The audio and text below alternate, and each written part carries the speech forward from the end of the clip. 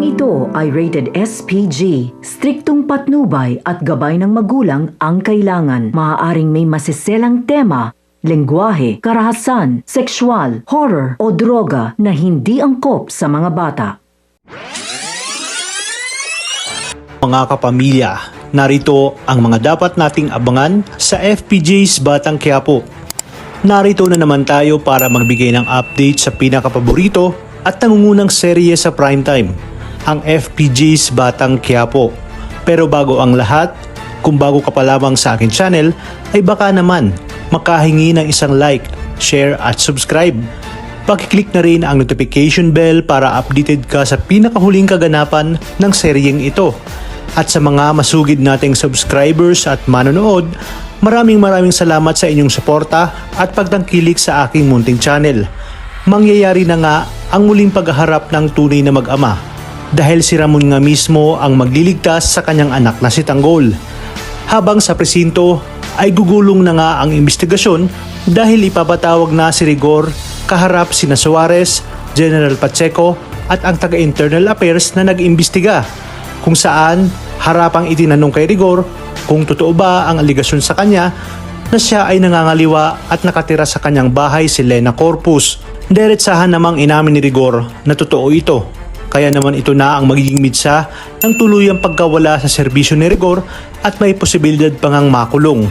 Kung kaya't sa kanyang pag-uwi ay agad niya itong ibinalita kay Marites. Ngunit si Lena ang siyang putak ng putak ngayon dahil hindi umano siya makakapayag na mawala ng trabaho si Rigor, lalong-lalo na siya ay nagdadalang tao. Dahil sa init ng ulo ay hindi makakapagpigil si Rigor at sinabi kay Lena na mas mabuti pang umalis na lang si Lena sa kanilang bahay. Agad na sinunggaban ni Lena si Marites dahil kung may dapat umanong umalis, walang iba kundi si Marites. Dahil ang nanay nitong si Tindig ang dahilan kung bakit nawala ng trabaho itong si Rigor. Sa kabilang banda, malalaman na ni Don Facundo na si Tanggol ang pumaslang sa kanyang apong si Pablo. Kaya naman agad niyang inutos kay Marcelo na agad papuntahin si Tanggol sa mansyon dahil gusto niyang siya mismo ang dumispatsa sa ating bida. At nang nakarating sa mansyon si Tanggol at ang buong tropa nito ay hindi na nga nagdalawang isip si Facundo na ipatali at ikulong ang mga ito sa bodega. Ayon sa kanya, hindi niya muna papatayin si Tanggol at ipapadama niya dito ang labis na paghihirap hanggang sa magmakaawa na lang ang mga ito na patayin sila, lalong-lalo na itong si Tanggol. Sakto nga rin na sa mga oras na yun ay ang paglusob ng mga Montenegro sa mga kabalyero upang makapaghiganti sa nangyari kay Don Julio. Hinanap ni Ramon si Facundo at pinadapa lahat ng naroroon. Sinabi niya na kapag hindi nila inilabas si Don Facundo ay uubusin niya silang lahat. Kaya naman agad na nagsalita si Basing na nasa bodega ang mga ito. Ito na nga makikita ni Ramon sa pangatlong pagkakataong si Tanggol kung saan bihag ito ni Don Facundo na siyang ikinagulat ni David.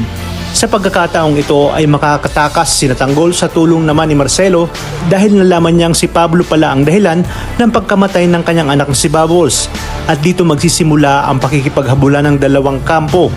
Mauubusan ng mga tauhan si Don Facundo, ngunit sa pagkakataong ito ay hindi na siya kakampihan ni Tanggol.